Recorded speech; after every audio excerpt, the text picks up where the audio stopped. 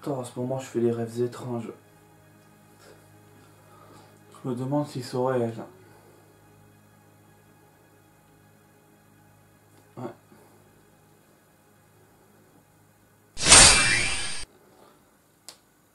Ah, j'ai une Keyblade. Ah, je sens que cette histoire va être longue. Bon, c'est parti pour une nouvelle vidéo. C'est parti.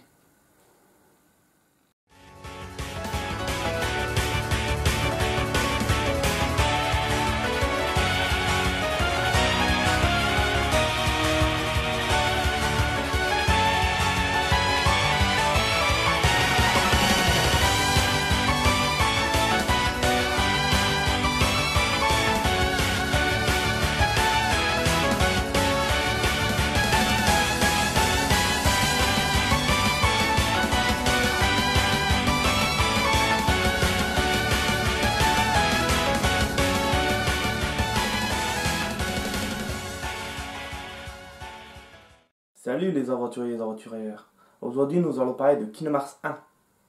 C'est parti pour un petit résumé. Kingdom Hearts est initialement sorti le 15 novembre 2002, édité par Sony, développé par Squaresoft qui est devenu Square Enix. Le jeu est un action RPG sur PlayStation 2.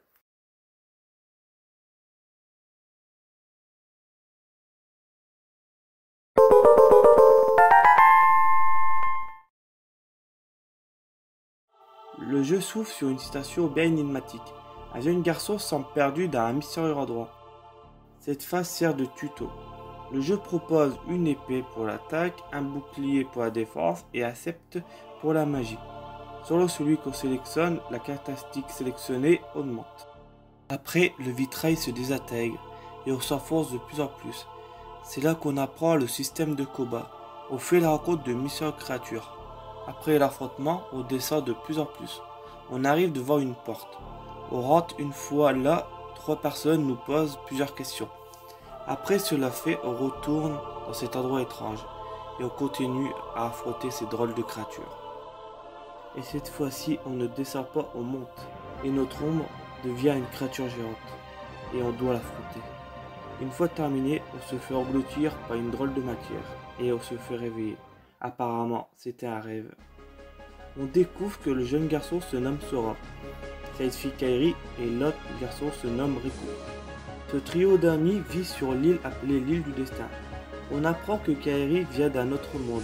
Et c'est grâce à cette information que Sora et Riku décident de créer un radeau pour découvrir d'autres mondes. Malheureusement, Kairi a oublié de quel monde elle venait et comment elle s'est retrouvée sur l'île du destin. Avant qu'elle apparaisse, Sora et Riku n'étaient pas du tout au courant de l'histoire d'autres mondes. Et c'est grâce à ce radeau qu'ils pourront découvrir d'autres mondes. Au même moment, Donald trouve une lettre du roi Mickey. Mais pour l'instant, on ne sait pas ce qui est écrit sur cette lettre. On retourne voir le trio d'amis qui est en train de préparer le radeau et les provisions pour le départ. Pendant qu'on récupère ce qu'il nous faut dans une grotte, Sora fait la rencontre d'un mystérieux homme encapuchonné qui nous sort des énigmatiques phrases bien étranges. Et après cela, il disparaît mystérieusement. Après cette drôle de rencontre, on ramène ce qu'il nous faut pour le radeau, pour partir demain. Avant d'aller dormir, Sora et Kairi discutent ensemble. Après cette scène, on découvre que le message fait mention d'un danger et que le roi Mickey est parti voir le problème et lui demande de trouver un garçon qui possède la clé. On retourne voir notre jeune héros en train de cogiter. Il remarque qu'une tempête fait rage et décide d'aller voir pour vérifier l'état du radeau. Une fois arrivé, il remarque le bateau de Kairi et de Riku, ce qui signifie qu'ils sont là aussi. Il remarque une mystérieuse sphère dans le ciel. Des créatures bizarres de ce rêve sont là aussi. De loin, on remarque Riku. Notre ami nous parle du fait que la porte des ténèbres est ouverte. Et grâce à ça, on peut explorer d'autres mondes. On va pour le rejoindre, mais on est repoussé. Et une mystérieuse arme en forme de clé apparaît. On va pour aller dans la grotte. On retrouve Kairi, qui disparaît devant nous. Et on finit par faire face à la même créature géante que dans nos rêves. Une fois vaincu, on se fait emporter par la sphère et on finit dans un autre monde. On fait la rencontre de plusieurs personnes. La personne nommée Sid nous dit qu'ici, c'est la ville de Traverse. Après avoir fait le tour de la ville, on rencontre Léon et Yuffie. Léon nous explique que l'arme qu'on utilise se nomme la Keyblade et que les créatures noires du début s'appellent les sans-cœurs. Du fait que Sora manie la kibette fait de lui une sorte d'élu. Après quelques explications, on se fait attaquer. On finit par faire la rencontre de Donald et Dago, qui nous aident à affronter un soccer géant. Donald est content d'avoir trouvé le garçon à la clé. Il lui propose de venir avec lui dans le vaisseau pour explorer d'autres mondes pour que Sora puisse trouver ses amis. Et c'est ainsi que le trio Sora, Donald et Dago décide de partir à l'aventure. Pour savoir la suite, à vous de jouer.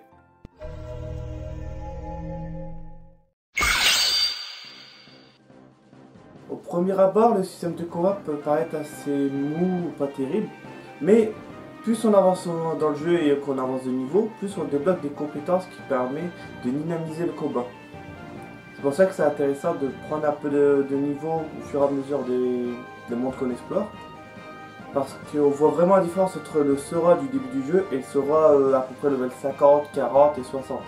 Et bien plus encore. C'est pour ça que je conseille d'un petit peu XP au fur et à mesure des mondes pour vraiment apprécier le dynamisme des combats. Le mélange de Disney et de Square Enix peut paraître très bizarre, mais en vrai, le mélange se fait parfaitement bien. On se surprend à trouver l'univers cohérent. C'est pour ça que de loin, je sais que ça peut paraître bizarre et n'importe quoi ce mélange, mais en vrai, ça marche très bien et ça mixe très bien les univers. La version française est de bonne qualité. On a des voix connues comme Donald Renew pour Sora, Mathias Kowalski pour Riku et Kaylee Marron pour Kairi, et plein d'autres. Ces voix nous emportent dans l'univers fantastique de Kingdom Hearts. Et c'est pour ça que je remercie tous ces excellents combinats de doublage qui prêtent leur voix à ces personnages. J'ai rarement connu autant d'émotions écoutant de la musique. C'est au même équivalent que dans Nier. Mais c'est incroyable à quel point les musiques t'emportent émotionnellement. On ressent cette mélancolie pour les passages tristes, de ces moments de courage avec les musiques d'action. Il y a un mélange musical parfait qui est spécial, mais qui a son... On a reconnu directement la patte musicale de Kingdom Hearts, tout simplement. Donc c'est pour ça qu'au niveau des musiques, c'est parfait quoi. Et je mettrai ici le nom de quelques compositeurs. Parce que le jeu est juste incroyable au niveau sonore. Les boss du jeu ont tous un design intéressant. Un truc qui est plutôt sympa, c'est souvent il y a une façon de le combattre. Par exemple, un des boss, il faut monter sur une table pour prendre de la hauteur pour pouvoir le taper. Un autre, il faut attendre de bons moments pour puisse attaquer, sinon le coup ça sert à rien. Il y a des boss où il faut monter des plateformes pour pouvoir l'atteindre. Il y a une variété de façons de combattre, pas tous les boss, il y a des boss qui se combattent normalement, mais il y a des boss qui ont une façon spécifique de le combattre, qui rend les boss intéressants. Et en plus les designs de boss, je trouve qu'ils ont chacun un petit style sympa. Bah, pas tous, il y en a qui sont moins intéressants que d'autres, mais globalement, au niveau du design des boss et des façons de combattre et les musiques des boss, j'ai rien à redire, c'est quali.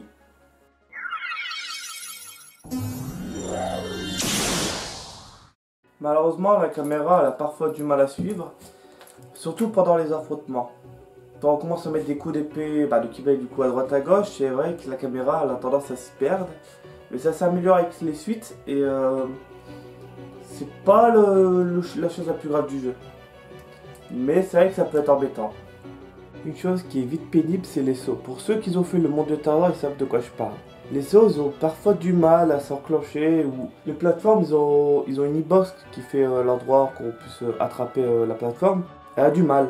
Et surtout que Sora, il fait des sauts lunaires qui fait qu'on a du mal à bien se placer sur les plateformes quand on saute. Du coup, c'est vrai que ça peut vite être pénible. Il y a quelques mondes où le gameplay change au niveau du déplacement. Par exemple, dans le monde d'Atlantica, on nage, donc il rend le déplacement assez rigide. Pareil pour le monde imaginaire où on vole, et ça devient assez compliqué de pouvoir attaquer les adversaires dans ces conditions.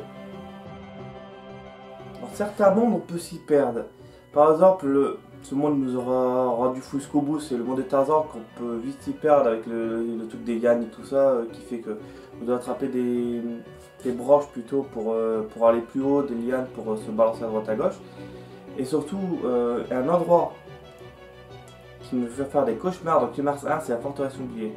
Je dis pas c'est où dans le jeu, mais cet endroit est un vrai labyrinthe. On peut vite se perdre et avec une mécanique d'ascenseur et d'interrupteur, c'est un cauchemar ce monde. Donc c'est vrai que c'est... Et parfois on ne sait pas trop où aller, c'est mal indiqué. Donc c'est vrai que on peut vite s'y perdre dans le premier Kingdom Hearts. Ça a été amélioré dans les autres, mais dans le premier, c'est quand même un défaut assez conséquent. Alors ça, je sais pas si je peux le mettre en point positif ou négatif parce que c'est plus au goût et les couleurs de tout le monde. C'est que les parties en Visugumi, en vrai, je trouve ça moyen. Il s'est amélioré dans le 2 et dans le 3. Dans le 3, ça va, jamais un petit peu. Mais dans le Kingdom Hearts 1 et 2, les phases en Visugumi, je trouve ça un peu ennuyeux.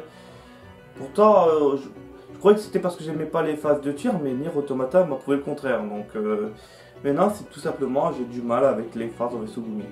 Donc je le mets pas, je sais pas si je peux mettre en point négatif ou positif parce que en vrai je pense qu'il y en a qui vont aimer le passage en Visugumi.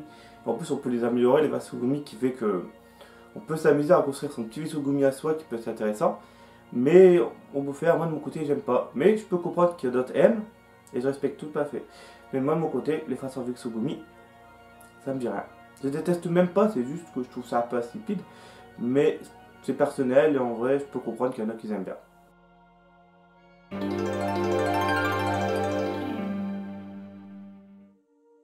Kingdom Hearts fait partie de ma trinité de jeux qui est Zelda, Pokémon et du coup Kingdom Hearts. Parce que cette licence de jeu est juste incroyable, à nous faire sentir des émotions qui incroyable. L'histoire du jeu est incroyable. On prend plaisir à découvrir au fur et à mesure les secrets, même si à partir de Kingdom Hearts 3, bon, on commence à avoir beaucoup trop d'histoires parallèles. Mais apparemment ça va s'améliorer et qu'on va commencer à finir certains arcs. Mais là pour l'instant on parle du premier.